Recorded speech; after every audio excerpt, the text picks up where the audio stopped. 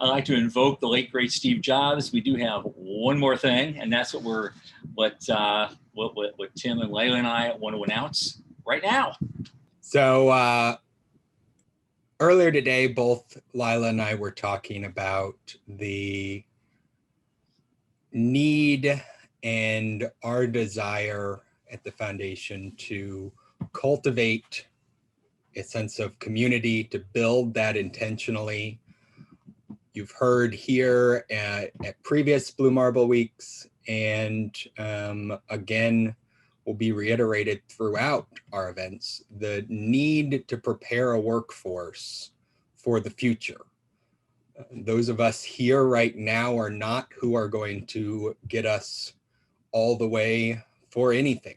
We need the next generation coming along, and that's where things like the Center for Space, Commerce, and Finance's business plan competition come in, bringing in training and then essentially running a mini Shark Tank for young entrepreneurs to test their great ideas. Every single one of them, I'm sure, comes in and doesn't understand why they don't have $1 billion for their massively good idea. And if one good thing comes of these business plan competitions, hopefully most of them realize that they need to do a little bit more work before they get their $1 billion. And so we're excited to be able to announce a partnership with CSCF for 3 business plan competitions as part of Blue Marble Week. I think the plan is May, August, and November will be the 3. So yeah. So how does that look? So you talked about the model, Tom. Yeah. Now, as we go forward, you know, when Paul Jurison wants to submit a business plan for his wild and crazy idea, and Pete Swan wants to jump in too, how do they do that? Okay, so I guess you can still see the slide, the one more thing slide. I'm going to move in here. We've made the announcement, and so indeed we are offering, in addition, the grand prize will be $5,000 for the best team.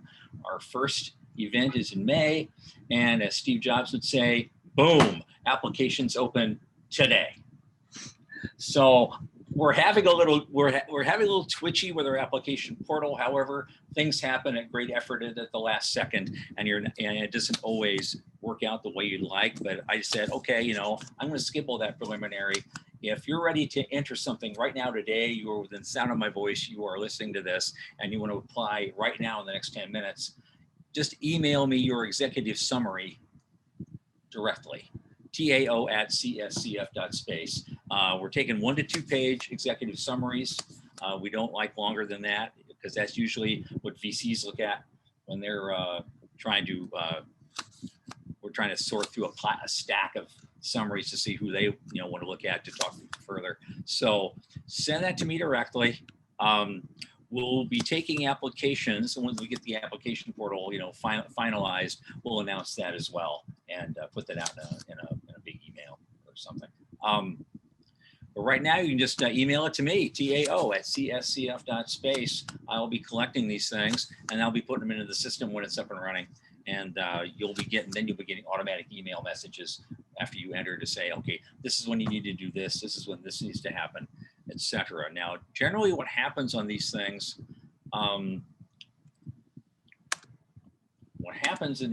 is that you're going to fill out a form. For now, you're mailing it to me.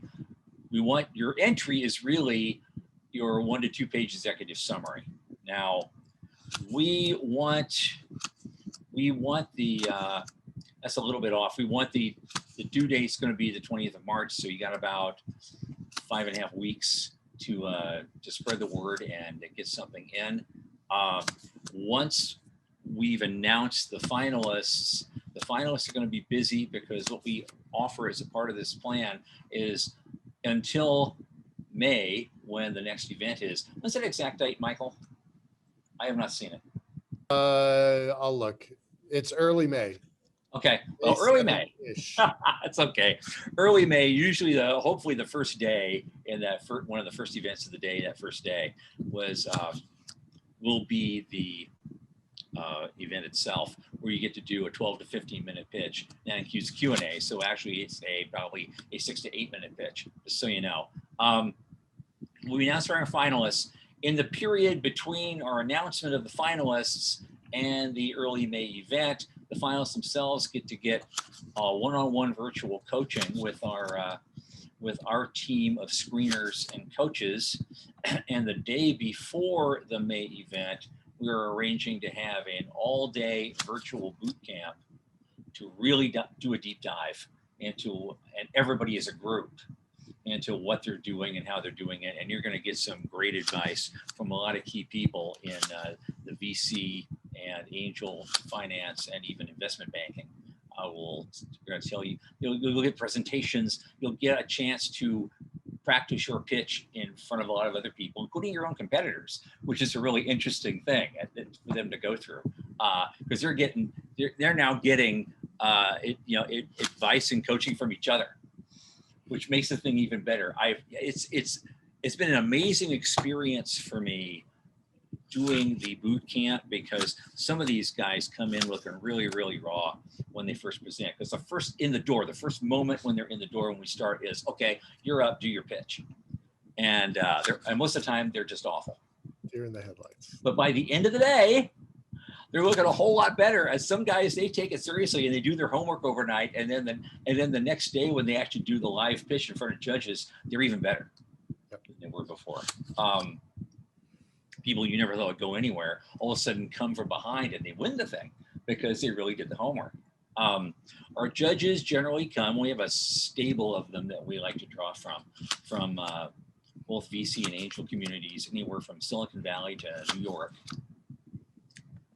And they love doing this too. It's a lot of fun for them. So what will happen is, on the day of the event, we usually have about a 2-hour time block, whereas we'll have those 6 to 8 finalists. They'll do their pitch in front of the judges. The judges, like in a Shark Tank situation, they give them a lot of Q&A.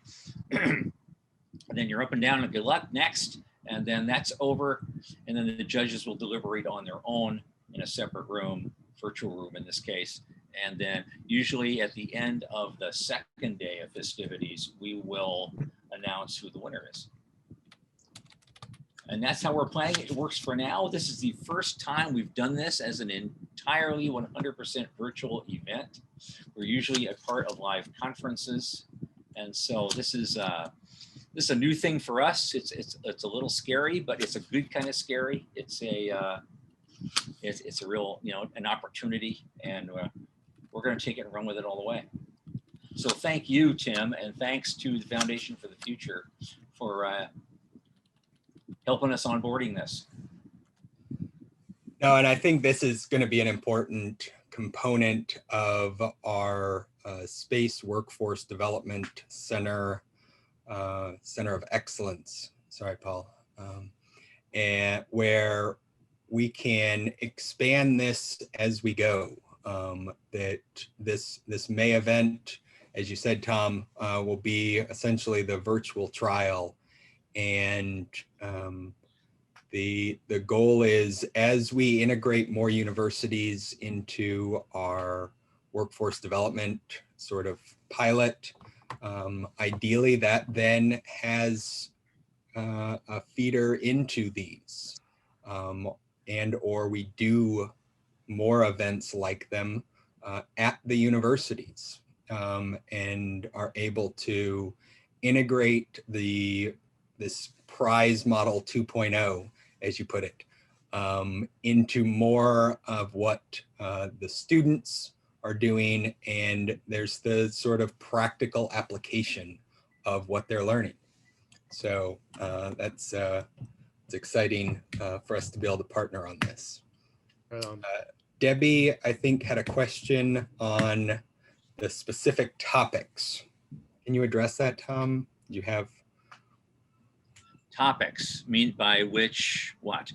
Her question was, can the topic for the business plan competition be anything related to space Oh, absolutely, absolutely. It can be space. It can be. I mean, it can be. You know, if you got a launch company, that's fine. We don't usually see a lot of launch companies, although one time we did. It was kind of interesting. But space-related type of services. It could be support services. It could be communications. It could be a new way of making a CubeSat. It could be, if you can show that there's an economic need for that, you can move right along. We also have something we call space scalable, which is the concept that something is technically, it was designed from the get-go to be actually for terrestrial-based startup technology, but could be scaled for a space use, a custom space use, when the need finally comes for that. And it may not be till Elon builds his Mars colony, but you can still, but that's a good idea because investors in a company like that can be making money right away. And then they get to put their label on something that ends up on Mars or on the moon or someplace else. We had a great example of that just in 2017. There's been a lot more. One guy, he was a biotech guy. He built this little device. It was about the size of an old iPod or something. And he had a little mouthpiece and blew into it. And it made 10 different medical measurements. And I looked at, and he wanted to sell it to every hospital in the world. Well, I looked at that thing. I thought, well, God, they should use that in the ISS right now. And this is how we get from here to there, doing stuff like that. So it's wide open. It really is. Don't be afraid. Send whatever you want. Don't be afraid. Just give me a space hook of some kind. You know, it doesn't have to be much. You're very welcome. And I wanted to verify dates because there was a question here. So they have to turn in their application by March 12th, correct? No, we're going to turn it in by March 20th. I'm going to give them that. Sorry, I said that. I typed it wrong and I said it wrong. That's okay. Yeah, and I've been 20th. rethinking it as I've been doing it. So I think March 20th is a reasonable date for the final date to turn in your application. Within, say, I would say 5 days of that, we will, maybe less, we will make the announcement. Right. And then the event itself would be May 4th and 5th, and we'll work out the logistics for that. Right. Then May 3rd would be the all-day boot camp. Boot camp. Yep. Yep. To get you prepped. Okay.